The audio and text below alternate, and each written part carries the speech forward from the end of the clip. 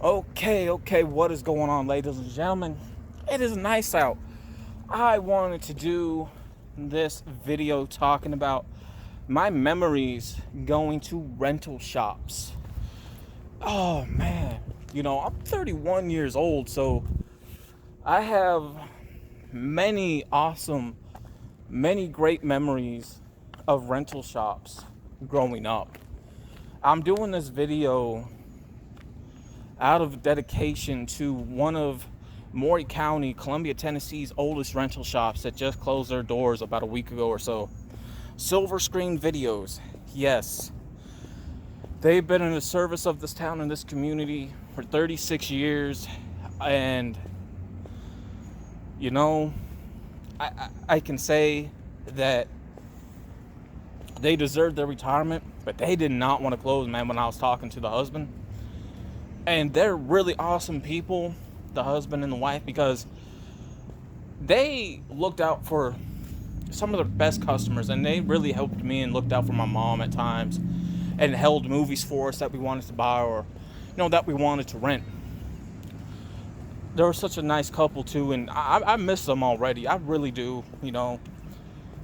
I couldn't buy anything in their, everything must go sale because I didn't want to be sad, you know what I'm saying? But I was still sad,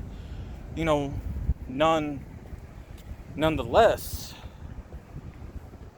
And one, they wanted to, retire, and two, which was the main reason, the pandemic, man, and how hard it was trying to keep up with demands and just weren't getting in movies because of the era that we're in now is streaming services, Everything now is stream, movies.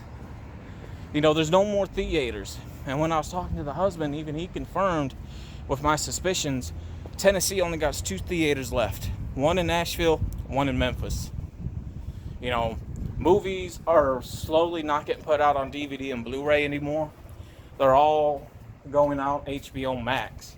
HBO, before I really go on to the subject, for the younger audience, right, who watch this video, I know a lot of you think, man, HBO Max, man, that's from our time now. It's our generation stuff. No, HBO itself has been around before I was born. Been around since the 80s. I was born super fucking early 90s, like 1990. But I do remember,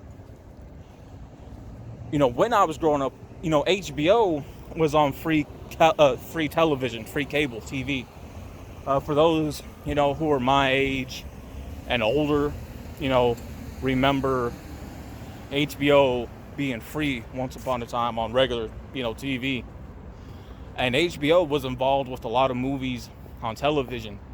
And if it wasn't on television, right, you couldn't go to a movie house or rent a movie without seeing HBO really getting involved, especially with their old opening that they used to have back in the day on the tapes and on the TV and stuff. So yeah, HBO really was involved in movies, and when they stopped becoming free is when they got into the porn industry. So they were really advertising a lot of that. And if you were lucky enough on a good day, and I remember too, because when I was young, back when that channel, when they got into that industry, they had the squiggly lines. But if you were lucky enough on a good day, those squiggly lines would be clear and you could see something, you know what I'm saying? You really could. So I really remember that. So, HBO has been around. HBO now, I think, is about to get some of the biggest offer deals with a lot of studio and movie companies when it comes to movies right now going onto their platform, especially a lot of TV shows from older to new with a lot of these companies and studios that they are filmed from. HBO Max with their streaming services is receiving a lot of money from the front ends with these deals, putting the shows on there, plus with people, with the account payments every month. So yeah, HBO Max, I think now making more money than ever, in my personal opinion. I am thinking about getting HBO Max. There are some things I want to see on there, like the Snyder Cut of Justice League, Godzilla vs. King Kong, Conjuring 3, another movie too, but I forget what it was. That's really about it. Now, I did see that Army of the Dead on Netflix. Army of the Dead sucked. That movie was so slow paced. No action at all. It just dragged on. That's a really shitty movie. I did not care for that movie. I don't think a lot of people care for it. Could have been way better. But yeah, just a little history right there. But I remember before we became a member of a movie house, right? Now, I'm finna give some nostalgia here to a lot of my old heads, man, for those who are my age and a bit older, but a retro story for the young ones. Before we were even members of a movie rental house, you could rent movies back in the day and video games and game consoles at gas stations. Yes, you could rent movies, video games, game consoles at a gas station back in the day. And one of the best feelings about that, man, it did allow you to really save money, because even though there was money back then, or at least it seemed that way for people, because times were different in the 80s, times were different in the 90s, times were different in the early 2000s. You couldn't just go to a Kmart or Walmart, go buy a movie or a game system back then, because stuff was a bit pricey back then as well, like that. You know what I'm saying? So, and back then, we didn't have DVDs. We had VHS tapes and game cartridges. So, whenever that gas station would have that video game, that movie, or that game console now for sale, right? That allowed you over time, while you were renting, to put away money, and you would buy that movie, that game, or that game console, right? Now, the first movie rental place that we were a part of after the gas station was a video shop here in town called the Video Rental Shop. They had long rows, tall walls, and we would go in there, rent about at least 3 to 4, sometimes maybe 5 movies, VHS tapes, and I would rent at least 3 Sega games as well. And I still have my Sega. It was just a really awesome memory. And I remember when I came home one day from school, my mom surprised me, right? She's like, "Stay here, I got a surprise for you. Close your eyes." She came in the room. She said, "Open your eyes." And she bought me a stack and loads of Sega games, man. Oh, wow. It was crazy, like, just crazy.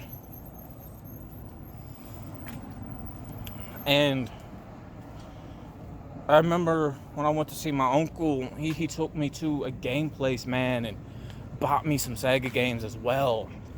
He even gave me a few of his, because he was switching over to the PS1. You know what I'm saying?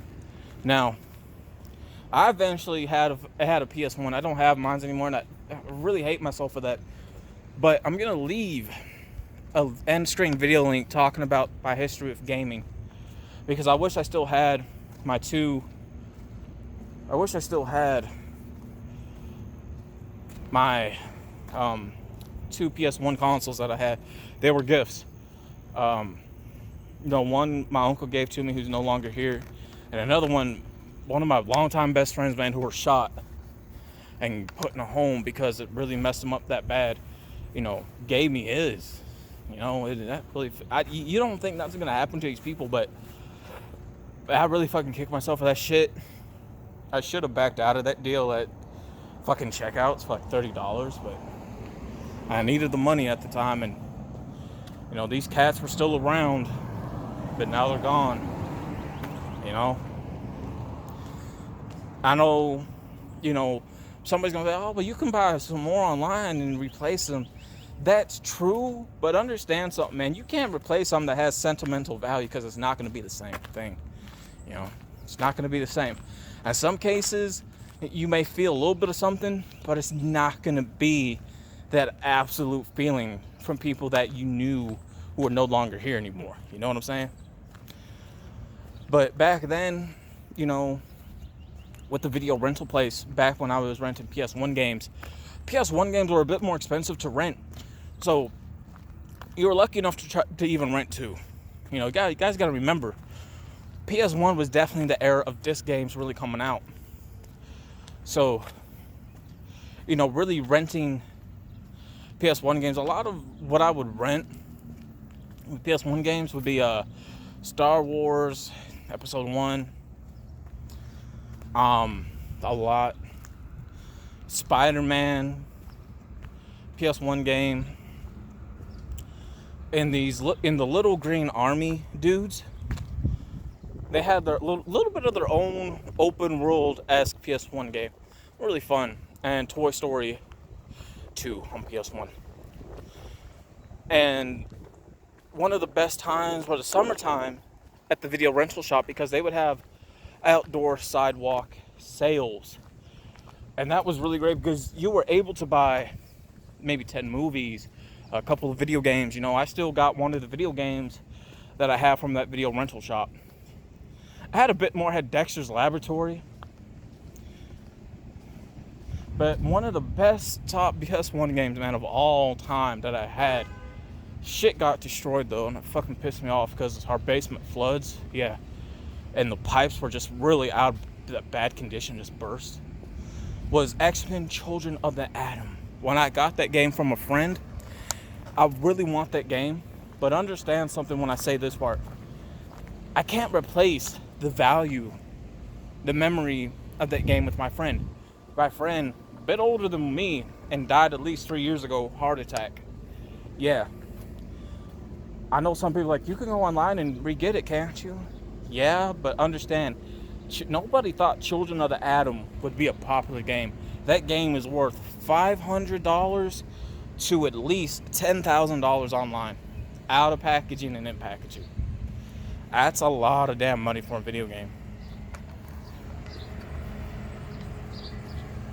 A lot of money. I got that game for free from him. You know what I'm saying? Because he's like, man, PS1 was fine, but Dreamcast was like a bit better for it to him. Now, I never owned a Dreamcast, but I did play a Dreamcast. So, there was that. And then the next video rental shop we were members at was Hollywood Videos. Oh, I miss Hollywood Video, though. Hollywood Video was definitely the era, the golden prime, the prime of PS2. Now, they had a mixture of VHS tapes still from rent and DVDs. My first VHS tape that I rented from them was Transformers, the animated movie that came out in 86, I think. I think it came out in 1986. And my mom's like, I remember these Transformers, because the Transformers from the late 70s and 80s, what my mom and her brothers, watched, She's like, I want you to check out this one. I didn't care for it because it wasn't the Transformers that I grew up with. Like, I grew up with Beast Wars, Transformers Armada, Transformers, the animated series, and then the CGI one. Like, them are the ones I grew up with. But during the pandemic, I did watch the old Transformers online. And you know what? It wasn't half bad. I'm glad I did. And I even watched the movie. And I enjoyed it. So yes, I did manage to watch that. But I used to rent at least 2 PS2 games back in the day. And we even owned about a couple of movies from Hollywood Video at overtimes as well. I say when Hollywood Videos was definitely at its prime, and I think the reason why it went out of business like it did for across the nation like that is because back in the day, GameStop wasn't GameStop, it was GameSpot. And they put that in Hollywood Videos. So you had such great deals, and I think because of the great deals that were there because of it is really what caused Hollywood Videos to really close down their door. I remember one day, and it pissed a lot of fucking people off. They had their doors open. You know, a lot of customers go in, but they wouldn't let nobody rent nothing, buy anything when you go to the checkout counter. So a lot of people were pissed off at not receiving their money back after it was just took from them. And Hollywood Videos never put out an advertisement talking about they were going out of business and closing their doors. There's that. Now, let me backtrack. As I say, the next video rental shop before Hollywood Videos for us was Blockbuster. Yes, I remember going to Blockbuster back in the day. Now, Blockbuster was the rich man's rental shop. You had to be at least getting some overtime money, or at least on a rare occasion, going to Blockbuster, because Blockbuster was expensive. Like, a lot of people may look at it like, ooh, we go with the Blockbuster. In reality, man, dude, renting one movie alone was fucking expensive. Renting one video game alone was expensive. Trust me, you didn't go to Hollywood Video all that often. I know we may hype that shit up, but trust me, it was expensive, man. And again, if you had maybe a couple people with you that would chip in, then you would probably be renting, you know what I'm saying, a couple of movies at the most. But I remember they used to sell wrestling figures there, you know, as well. And I brought a Bret Hart wrestling figure. I miss that figure though. But even our figures were expensive. But I ended up getting that though. You know, don't get me wrong. You know, Blockbuster was nice. You know, because back then, I think they were the only place that actually rented the English dubbed anime 80s and 90s shows at that time, even the early 2000s. So they still even managed to carry on VHS tapes even through the era of DVDs and then through their closing. So yeah, I do remember going into Blockbuster a lot, you know what I'm saying? The blue and yellow, their snacks, how expensive they were. They had really awesome selection of snacks and drinks. And then I would say we discovered silver screen videos. I was there with them to the end of the PS2 era, all through like the 360 eras and stuff. And we're, again, just, you know, rented so much from them, bought a lot of stuff from them. They are going to be missed. And to really wrap up this video, you know, I've missed the rental shops, man. I miss video rental shops because that allowed you to really check out something in a movie or a game to say, okay, I checked it out, I like it, I'm gonna wait till they have it on sale so I can own it, or I didn't like it, so I'm not gonna get it. But it even allowed you as a loyal customer, man, to really save money, because when they would get a console in or two, you were able to buy it at a decent price. You know what I'm saying? It's unlike today's time where when something comes out, man, like you're practically arming the leg and breaking the bank for shit. You know, when it comes to like movies these days, like they're gonna be released on streaming services, and not everybody cares for streaming services. And maybe once in a while, if you keep up with updates, they might put it out on Blu-ray. For example, I know The Walking Dead season 10 about to come out next month on the 22nd, Blu-ray and DVD, because right now they got it for pre-order on Amazon, but I'm not finna pre-order $86 for a DVD or $40 for a Blu-ray. When it fully comes out, the price is gonna drop, so I'm gonna wait till then. And I do know in August, season 6 of Fear is going to be out on DVD, and I'll get that too on there. I do know World Beyond season 1's out, and I didn't know that, so I am going to get that off there when I get the extra money. But I mean, that's really about it as examples. But everything now is just put out on, streaming services, or when it comes to games, when they first drop. I mean, you're practically spending $70 damn dollars out of $100 for a game you may or may not like. And when it comes to the consoles, with the PS5, it's like $2,000 fucking dollar console, right? It's gonna take a while for me to save up that kind of money. And that's why I miss video rental services, because at least back then, you know what I'm saying? At least back then, you were able to save up money very easily, and when they had that console or that game or that movie, you were able to buy it at a very decent price, at a fair price, at a good deal. That's why I miss video rental shops, man. And I still have all my physical movies from VHS to DVDs, man. I still got most of my, all my Sega games, all my PS1 games, all my PS2, 360 games, and my PS4 games, man. I still got a PS2 and a Sega stuff and a PS4. But yeah, you know what I'm saying? It sucks, man. I really miss video rental shops, though. But, here's my story of my history with rental shops.